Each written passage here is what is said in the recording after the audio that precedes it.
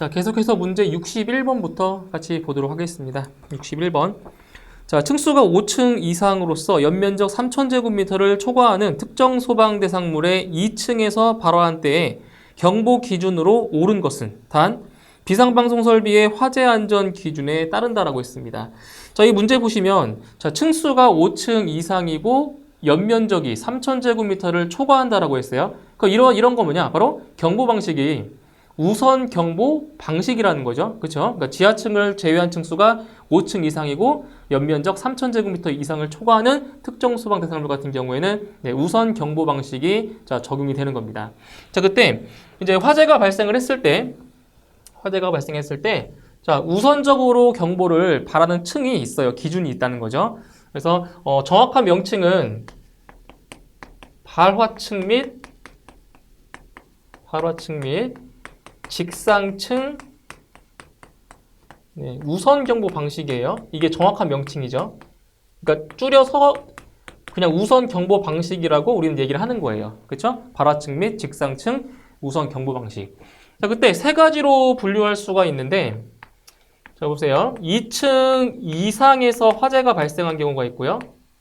그 다음에 1층, 지상 1층에서 화재가 발생하는 경우, 그리고 세 번째로는 지하층에서 화재가 발생하는 경우가 있어요. 그러니까 여기서 2층 이상이라고 하는 것은 뭐 2층, 3층, 4층 다 적용되겠죠, 그죠? 그래서 2층 이상에서 화재가 발생한 경우에는 자, 어떤 층을 우선적으로 경보를 바라냐? 바로 2층에서 같은 경우는 자, 발화층과 이제 직상층. 그러니까 직상층이라고 하는 거는 그 바로 위층을 말하는 거예요. 그러니까 2층에서 화재가 발생하면 이제 2층과 3층에 우선적으로 경보를 한다는 거죠. 그렇죠? 그 다음에 1층에서 화재가 발생하면 자, 발화층과 그 다음 직상층 그리고 지하층. 그러니까 지하층 같은 경우는 이제 지하가 있는 경우는 모든 층에 경보를 바란다는 거죠. 지하층, 그러니까 모든 지하층을 말하는 거예요. 그 다음에 지하층에서 화재가 발생한 경우에는 발화층, 그 다음 직상층. 자, 여기까지 똑같아요. 직상층, 그리고 나머지 기타의 지하층. 이런 식으로 우선적으로 경보를 바란다는 거죠. 자, 그런데 문제에서 어디에서 화재가 발생했냐? 2층에서 화재가 발생했대요. 2층. 자, 2층에서 화재가 발생했다. 그럼 여기에 해당이 되는 거죠. 2층. 그죠? 그래서 바로 발화층과 그리고 직상층. 이 두 층에 대해서만 우선적으로 경보를 바란다라는 거죠. 그래서 답은 2번이 답이 되겠습니다.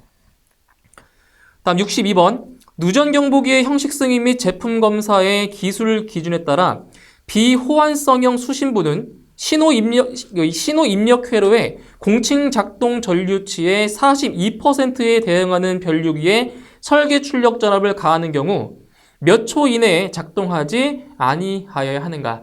자, 여기 같은 경우는 이제 호환성형 수신부와 그리고 비호환성형 수신부를 잘 비교하셔야 됩니다. 그래서 이 문제에서 물어본 것은 이제 호환성형이 아니라 비호환성형 수신부 같은 경우에 자, 신호 입력 회로의 공칭 작동 전류치의 42%에 대응하는 변류기에 설계 출력 전압을 가했을 경우에는 자, 몇 초 이내에 작동하면 안 되냐? 바로 30초 이내에 작동하면 안 된다라는 거죠. 그렇죠? 답은 3번이 되겠습니다. 다음 63번. 자동화재 탐지 설비 및 시각 경보 장치의 화재 안전 기준에 따라 감지기 회로의 도통 시험을 위한 종단 저항의 설치 기준으로 틀린 것은 자, 종단 저항의 설치 기준. 그러니까 종단 저항 같은 경우는 감지기 회로의 도통 시험을 용이하게 하기 위해서 설치하는 저항인 거죠. 그래서 종단 저항의 설치 기준입니다. 1번. 감지기 회로의 끝부분에 설치할 것. 자, 맞는 거죠? 그래서 종단 저항 같은 경우에는 일반적으로 감지기 회로의 끝부분에 설치를 하지만 간혹 그 발신기 세트에 설치할 때도 있어요. 종단 저항을. 그죠? 그래서 종단 저항은 일반적으로 감지기 회로의 끝부분에 설치를 하고요. 2번. 점검 및 관리가 쉬운 장소에 설치할 것. 당연한 거죠. 점검 및 관리가 쉬운 곳에 설치해야 되는 거고요. 3번. 전용함을 설치하는 경우 그 설치 높이는 바닥으로부터 2.0m 이내로 할 것. 잘못됐죠. 자, 바닥으로부터 2.0m 이내가 아니라 1.5m 이내에 설치를 합니다. 자, 3번이 틀렸고요. 4번, 종단 감지기에 설치할 경우에는 구별이 쉽도록 해당 감지기의 기판 등에 별도의 표시를 할 것. 4번도 맞는 설명이죠. 그래서 옳지 않은 것은 3번입니다. 다음 64번. 자동 화재 탐지 설비 및 시각 경보 장치의 화재 안전 기준에 따른 감지기의 시설 기준으로 옳은 것은, 자, 감지기의 설치 기준, 시설 기준에 대한 문제입니다.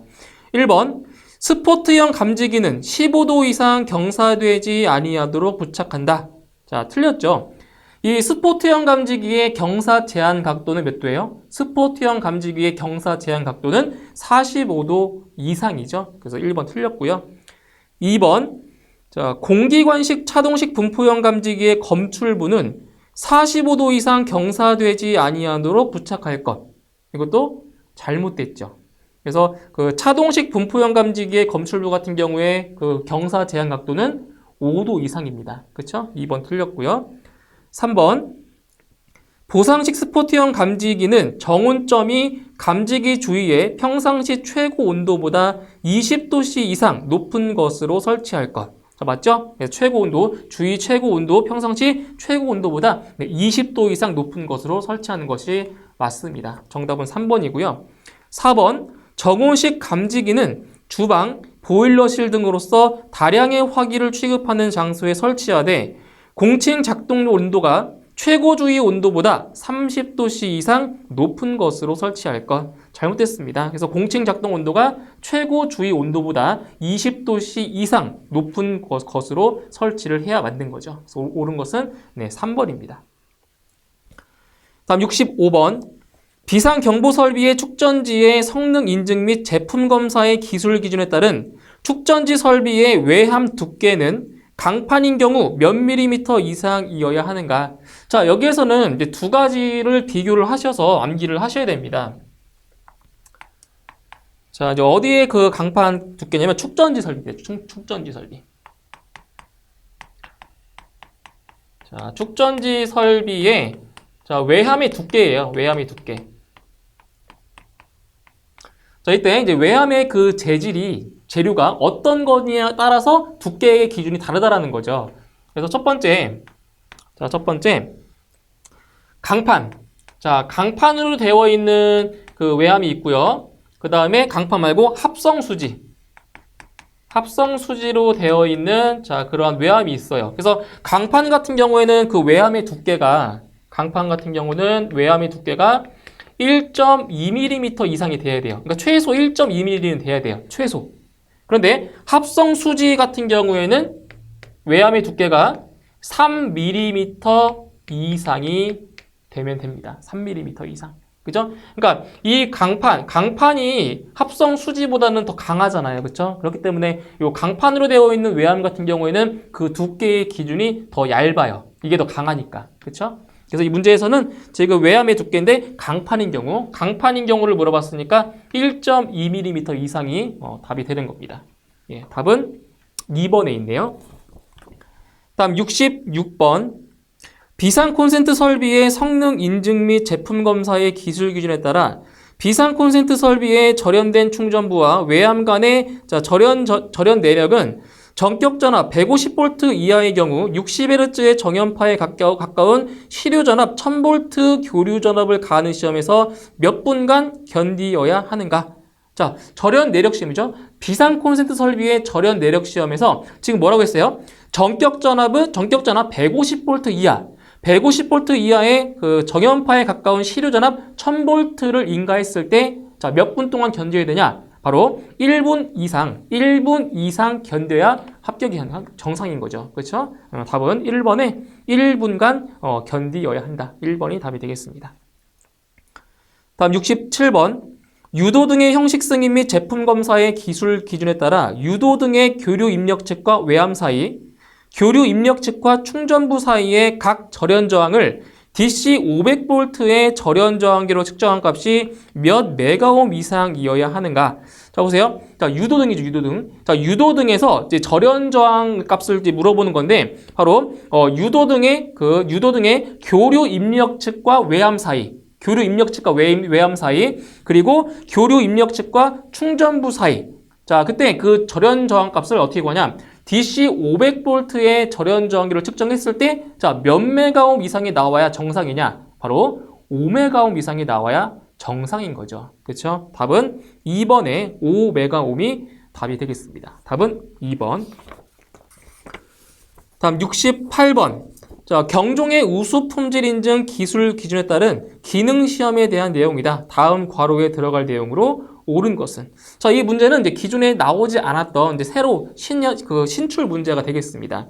자, 박스 안에 있는 내용을 이제 보시면, 자, 경종은 정격 전압을 인가하여 경종의 중심으로부터 1m 떨어진 위치에서 자, 몇 데시벨 이상이 돼야 되냐? 바로 1m 떨어진 곳에서 측정했을 때 90데시벨 이상이 돼야 되고요. 그리고 최소 청취 거리에서 110데시벨을 초과하지 아니해야 한다. 그래서 기억에 A에는 90이 들어가면 되고요. B에는 110이 들어가면 되겠습니다. 답은 1번. 다음 69번. 자동화재 속보 설비의 속보기의 성능 인증 및 제품 검사의 기술 기준에 따른 속보기의 기능에 대한 내용이다. 다음 괄호에 들어갈 내용으로 옳은 것은. 자, 여기도 이제 A, B 그 빈칸 채워주시면 되겠습니다. 자, 내용을 보시면 작동 신호를 수신하거나 수동으로 동작시키는 경우, 자, 몇 초 이내에 바로 20초 이내에 소방 관서에 자동적으로 신호를 발하여 통보하되 몇 회 이상? 바로 3회 이상이죠. 3회 이상 속보할 수 있어야 한다. 그죠? 그래서 이제 작동 신호를 수신하거나 자, 수동으로 동작시키는 경우에 자, 몇 초 이내에 바로 20초 이내에 소방관서에 자동적으로 신호를 자, 보내야 되고요. 그리고 3회 이상 신호를 보내야 되겠죠. 그래서 A에는 20, 그리고 B에는 3이 들어가면 되겠습니다. 답은 3번. 다음 70번. 누전경보기의 화재 안전 기준에 따라 경계전로의 누설 전류를 자동적으로 검출하여 이를 누전경보기의 수신부에 송신하는 것은. 자, 자주 나왔던 내용이죠. 그러니까 누설 전류를 자동적으로 검출해서 자, 수신부에 신호를 보낸다. 뭐예요? 바로 영상 변류기죠. 영상 변류기. 그래서 답은 1번에 자, 변류기가 답이 되는 거죠. 변류기. 다음 71번. 비상방송 설비의 화재 안전 기준에 따라 전원회로의 배선으로 사용할 수 없는 것은. 자, 비상방송 설비의 그 전원회로로 사용할 수 있는 그 배선의 종류는 총 8가지의 종류가 있어요. 8가지 중에 있는데, 자, 보기 중에서 자, 배선으로 사용할 수 없는 것을 고르시는 문제입니다. 자, 1번에 450, 750V 비닐 절연 전선, 2번 0.6에 1kV EP 고무 절연 클로로프렌 시스 케이블, 3번 450, 750V 저독성 난연 가교폴리 올레핀 절연 전선, 4번 내열성 에틸렌 비닐 아세테이트 고무 절연 케이블. 자, 보기 중에서 배선으로 사용할 수 없는 것이 하나가 있죠. 바로 1번 450에 750V 비닐 절연 전선은 해당 사항이 안 됩니다. 답은 1번입니다. 이건 암기를 하셔야 돼요. 이거는 그죠? 다음 72번. 무선통신 보조설비의 화재 안전 기준에 따라 분배기, 분파기 및 혼합기 등의 임피던스는 몇 옴의 것으로 하여야 하는가? 그래서 임피던스는 몇 옴이다? 임피던스는 바로 50옴인 거죠. 50옴. 그죠? 답은 3번입니다. 다음 73번. 유통산업발전법 제2조 제3호에 따른 대규모 점포와 영화 상영관에는 보행거리 몇 미터 이내마다 휴대용 비상조명 등을 3개 이상 설치하여야 하는가? 단, 비상조명 등의 화재 안전 기준에 따른다라고 했습니다. 자, 이게 어디냐면, 자, 대규모 점포, 그리고 영화 상영관이죠. 그죠? 영화 상영관 같은 경우는 보행거리 몇 미터마다? 보행거리 50미터마다 휴대용 비상조명 등을 3개 이상 설치하게 되어 있는 거죠. 그래서 답은 1번에 50m가 답이 되겠습니다. 다음 74번. 비상경보 설비 및 단독경보용 감지기의 화재 안전 기준에 따른 용어에 대한 정의로 틀린 것은, 자, 이거 용어에 대한 정의 중 잘못된 것을 찾으시면 됩니다. 1번, 비상벨 설비라 함은 화재 발생 상황을 경종으로 경보하는 설비를 말한다. 그죠? 비상벨 설비. 그러니까 비상벨을 따르면 경종이라고 하는데, 비상벨 설비는 바로 화재 발생 상황을 바로 경종으로 경보하는 설비가 바로 비상벨 설비가 되는 거죠. 1번 맞고요. 2번, 자동식 사이렌 설비라 함은 화재 발생 상황을 사이렌으로 경보하는 설비를 말한다. 그죠? 자동식 사이렌 설비는 사이렌으로 경보를 바라는 겁니다. 2번도 맞고요. 3번, 수신기라 함은 발신기에서 발하는 화재 신호를 간접 수신하여 화재의 발생을 표시 및 경보하여 주는 장치를 말한다. 자, 이거 얼핏 보면 맞는 것처럼 보여요. 그죠? 이거 수신기는 이제 발신기에서부터 신호를 받아서 이제 그 화재 발생을 표시 및 경보를 하는 걸 맞잖아요. 그죠? 근데 이 신호를 받는 것이 간접적으로 받는 것이 아니라 바로 발신기로부터 직접, 그죠? 직접 신호를 받는 거죠. 그래서 3번이 옳지 않습니다. 간접 수신하는 것이 아니라 직접 수신하는 게 맞습니다. 3번 틀렸고요. 4번, 단독경보용 감지기라 함은 화재 발생 상황을 단독으로 감지하여 자체에 내장된 음향장치로 경보하는 감지기를 말한다. 4번 맞는 설명이죠. 옳지 않은 것은 3번입니다. 다음 75번. 자동 화재 탐지 설비 및 시각 경보 장치의 화재 안전 기준에 따라 전화 기기실, 통신 기기실 등과 같은 훈소 화재의 우려가 있는 장소에 적응성이 없는 감지기는, 자 보세요. 자, 훈소 화재라고 하는 것은 온도가 낮거나 산소가 부족해서 자, 화염 없이, 불꽃 없이 자, 가연물의 표면에서 자결 연소, 그죠? 자결하면서 소극적으로 연소하는 현상을 뭐라고 해요? 바로 훈소 화재라고 하죠. 그렇죠? 그러니까 이 훈소 화재의 우려가 있는 장소에 적응성이 없다? 그러니까 훈소 화재가 발생할 우려가 있는 곳에 설치 불가능한 감지기를 찾으라는 겁니다. 자, 1번에 광전식 스포트형, 2번 광전 아날로그식 분리형, 3번 광전 아날로그식 스포트형, 4번 이온 아날로그식 스포트형. 자, 이 중에서 적응성이 없는 감지기는 4번이죠. 그죠? 이온 아날로그식 스포트형 감지기는 훈소 화재가 발생할 우려가 있는 곳에 적응성이 없는 감지기입니다. 답은 4번입니다. 다음 76번. 비상 콘센트 설비의 화재 안전 기준에 따른 비상 콘센트 설비의 전원 회로의 설치 기준으로 틀린 것은, 자, 이것도 시험에 아주 자주 나왔던 문제 중에 하나죠. 1번, 전원 회로는 주 배전반에서 전용 회로로 할 것. 그죠? 자, 겸용으로 하는 것이 아니라 전용 회로로 하는 거 맞고요. 2번, 전원 회로는 각 층에 한 개 이상이 되도록 설치할 것. 틀렸죠? 전원 회로는 각 층에 둘 이상이죠. 둘 이상이 되도록 설치를 해야 됩니다. 2번이 틀렸고요. 3번, 콘센트마다 배선용 차단기를 설치하여야 하며 충전부가 노출되지 아니하도록 할 것. 3번 맞고요. 4번, 비상 콘센트 설비의 전원 회로는 단상 교류 220V인 것으로서 그 공급 용량은 1.5kV 이상인 것으로 할 것. 4번도 맞죠? 그래서 옳지 않은 것은 2번입니다. 다음 77번. 자동 화재 탐지 설비 및 시각 경보 장치의 화재 안전 기준에 따라 광전식 분리형 감지기의 설치 기준에 대한 설명으로 틀린 것은, 자, 광전식 분리형 감지기입니다. 자, 1번. 감지기의 수광면은 햇빛을 직접 받지 않도록 설치할 것. 그러니까 수광면이라고 하는 것은 뭐예요? 수광면. 그러니까 빛을 받는 거죠. 그렇죠? 그래서 감지기의 수광면은 햇빛을 직접 받지 아니하도록 한다. 자, 맞고요. 2번. 감지기의 송광부와 수광부는 설치된 뒷벽으로부터 1m 이내의 위치에 설치할 것. 2번도 맞는 거죠. 그죠? 송광부와 수광부는 설치된 뒷벽으로부터 1m 이내에 설치를 해야 맞습니다. 3번. 광축이라고 하는 거는 송광면과 수광면의 중심을 연결한 선을 말하는 거죠. 그래서 광축은 나란한 벽으로부터 0.6m 이상 이격하여 설치할 것. 0.6m 이상 맞죠? 4번. 광축의 높이는 천장 등 높이의 70% 이상일 것. 틀렸죠? 자, 광축의 높이요, 광축. 광축의 높이는 천장 등 높이의 몇 퍼센트? 바로 80% 이상이 돼야 되는 거죠. 예, 4번이 옳지 않습니다. 다음 78번. 유도등 및 유도표지의 화재 안전 기준에 따라 객석 내 통로의 직선 부분의 길이가 85m인 경우 객석 유도등을 몇 개 설치하여야 하는가? 자, 이 문제는 계산을 하셔야 되는 문제입니다. 자, 보세요. 자, 객석 유도등의 설치 개수예요. 객석 유도등.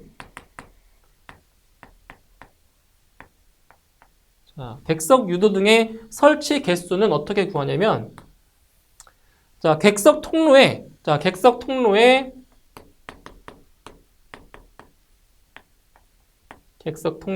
직선 부분의 길이죠. 직선 부분의 길이를 4로 나눠주시고요. 그리고 1을 빼줍니다. 이게 공식이에요. 예, 객석 유도등의 설치 개수 구하는 공식입니다. 자, 이제 문제에서 객석 통로의 그 직선 부분의 길이가 85m라고 했죠. 그죠? 그래서 85m를 4로 나눠주시고요. 1을 빼주면 됩니다. 그래서 이렇게 계산해 주시면 이 값은 20.25 정도가 나오고요. 이때는 뭐 해주면 돼요? 절상. 예, 절상해 주시면 돼요. 그래서 21개. 예, 그래서 객석 유도등은 21개를 설치하면 되는 겁니다. 답은 3번. 다음 79번. 다음의 무선통신 보조설비 그림에서 A에 해당하는 것은, 자, 이 문제도 아마 그림 처음 보실 거예요. 그죠? 이 문제도 새롭게 출제된 문제가 되어 있는데, 지금 이 그림을 보시면, 자, 누설 동축 케이블 끝부분에 설치가 되어 있죠. 그죠? 누설 동축 케이블 끝부분에 설치가 되어 있어요. 자, 이 그림도 보시면 아셔야 돼요. 이 그림이 바로 무반사 종단 저항을 나타내는 그림입니다. 실제로 이렇게 생겼어요. 무반사 종단 저항이. 그래서 누설 동축 케이블 끝부분에 설치가 되어 있다. 뭐다?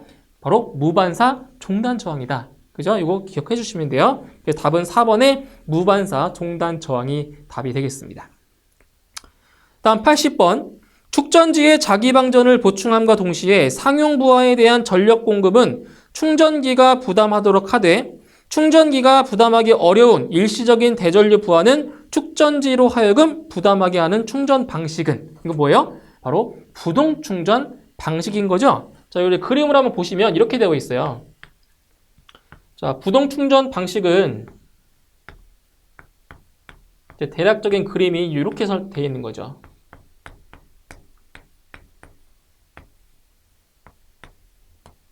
자, 이렇게 이제 되어 있고요. 이때 각각의 설명을 드리면, 여기가 입력, 여기가 이제 교류 입력이 되겠죠? 입력. 여기가 충전기예요, 충전기고요. 여기가 축전지고요. 여기가 부하죠, 부하. 그래서 부동 충전 방식 같은 경우에는 이렇게 축전지와 부하를 병렬로 이렇게 구성이 되어 있는 거죠. 그렇죠? 그래서 답은 3번의 부동 충전 방식이 바로 답이 되겠습니다. 자, 이렇게 해서 이번 회차 문제 다 풀어보았고요. 오늘 강의 내용 잘 정리하시고 저는 다음 강의에서 다시 뵙도록 하겠습니다. 수고하셨습니다.